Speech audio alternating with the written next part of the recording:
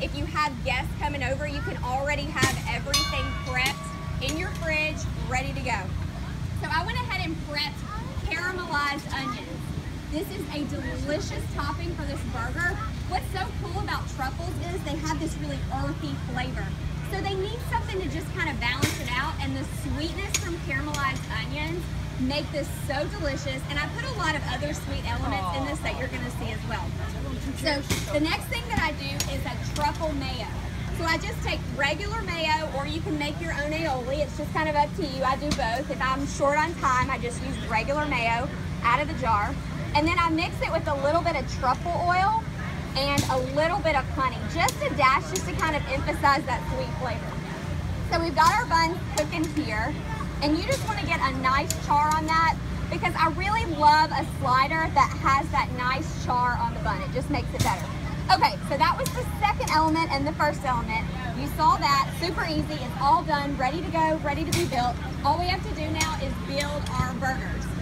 So how many of you guys, when you make burgers, you're really, really careful about over-mixing the meat? Does everybody make sure you don't over-mix the meat? That's the #1 tip I can give you when making burgers. So typically you start off with some meat in a bowl, and I've talked to some friends before, and they're like, oh, I thought I was supposed to handle the meat a lot. No, not at all. It's like when you make homemade biscuits. The more you handle them, the more dense and hard they get. If you're very light and gentle with your meat, they're gonna turn out like little puffy angel cakes. It'll be like a puffy, delicious, juicy piece of meat. So what I've done here is I just have about 1.5 pounds of ground beef. I use 80-20 usually. If you cook your burgers more than that, you're gonna want a little bit more of a fat content, because you wanna keep those burgers very, very juicy. But if you don't cook your burgers all the way through, 80-20 is absolutely perfect. So what I do is I just pepper and I salt my meat really well, because you want to flavor it. And this is usually when I make burgers, all that I do. You really don't need to get fancy with your burgers all the time. A simple, great, good piece of meat, all it needs is salt, pepper, and a little bit of an oil base, and it's going to be the most delicious burger ever. But since these are our truffle burgers, what I'm doing is I'm adding truffle butter into them. Now, you can absolutely buy truffle butter already in a jar, or it's actually like in a little plastic container in the truffle or the butter aisle, and it's a little expensive, so I recommend just making your own. That's what I did today. So I just have regular butter, and what I did is I put a little bit of salt in it, and then I mix it together with some truffle oil, and then you've got homemade truffle butter. And you can keep that in your fridge and always have it on hand. And it's really delicious because it's a fun surprise. So if you have guests over and you have butter, let them know it's truffle butter, and they'll love you a million more times. So you've got your meat. Like I said, do not overmix. You want to just kind of fluff it up and get that truffle butter slightly mixed into it. I like to use a room temperature, so that way it mixes easier. If you leave it in the fridge and you try to mix it all together, it's going to be a little bit crumbly, so you're going to want to let it sit out for a little while. This is a funny question I've gotten before. Can butter sit out at room temperature for a long time? The answer is yes. It can even sit out overnight, and it will be perfectly fine to eat. Okay, so I've barely mixed my meat here. Now what I'm going to do is, a perfect slider is typically a 1/4 cup. So I take a 1/4 measuring cup, and I just make one slider.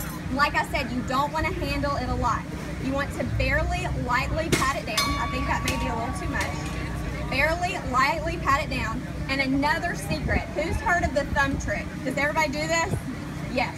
If you don't want your burgers to puff up and you want to keep them nice and flat, you just put your thumb right there, put a little hole in it, and it's ready to go on the grill. So I throw that on the grill, and I'm just going to get these going. Does anyone have any questions? I'm happy to hear like suggestions, questions, if y'all want to throw some out to me. Do y'all make burgers at home a lot? Do y'all do sliders? Nope. Sliders are fun because they're bite-sized. You can do 2 different kinds before you have, or 3 even, that's even more fun, before you have friends come over. And what's so great is they'll have a little bit of different types of things to sample. So it's really fun for a party, and they're bite-sized, so they're not biting into a whole huge burger. burger. They've got their little piece of burger and they're just having a good time. So we've got our truffle burgers going down. And like I said, just really lightly handle that meat, guys. You don't want to do too much to it at all. And then another thing that I've seen people do, when you put a burger on a grill, never ever push your spatula down on it. I see people do that all the time. What that does, it's going to release all of that juiciness from that meat.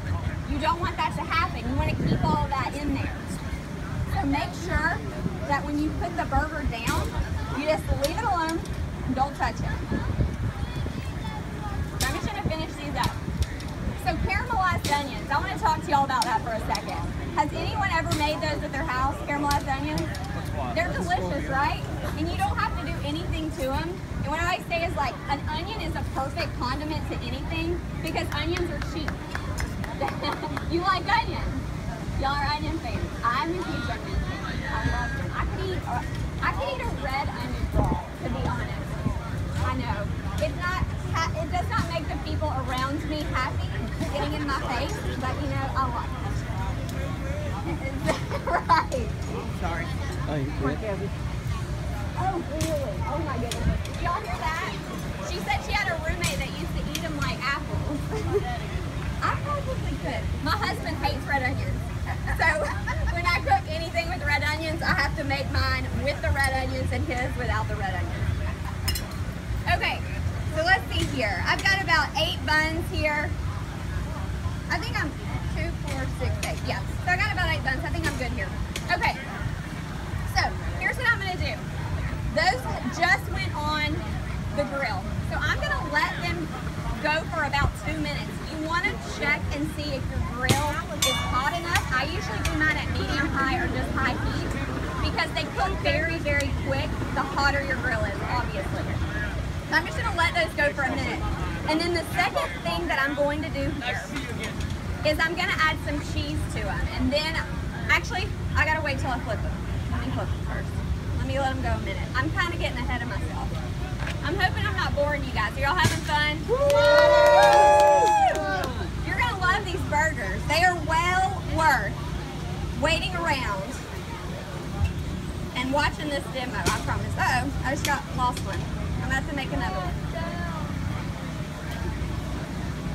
So you guys are all at Burger Fest because obviously you love burgers. What is y'all's favorite burger? Just a plain regular burger? Anybody like bacon on a burger? Bacon? Yeah. Woo! I know, right? Well, come to my next class at 2 o'clock and I'm going to be doing a South in your mouth burger. And what that means is it's got bacon on it, but it's got a bourbon bacon, and every ingredient on it is very, very Southern. So I'm grilling some green tomatoes, not frying them, I'm grilling them. And then I made a homemade pimento cheese, and that's gonna act as the cheese and the sauce element. So y'all gotta come back at 2 and try that burger, because it is absolutely delicious.